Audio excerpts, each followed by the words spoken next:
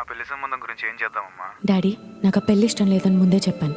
Please నన్ను force చేయకండి.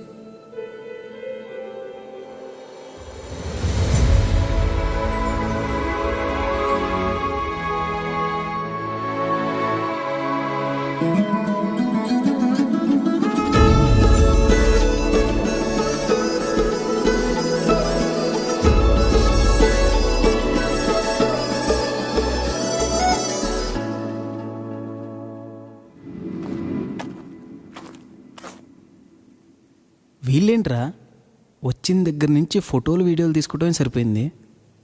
మంచులో ఉన్న కాశ్మీర్ని మనసులో పెట్టుకోవాలి కానీ ఇలా మొబైల్లో పెట్టుకుని వెళ్తారేంట్రా? వచ్చిన పని చూద్దామా?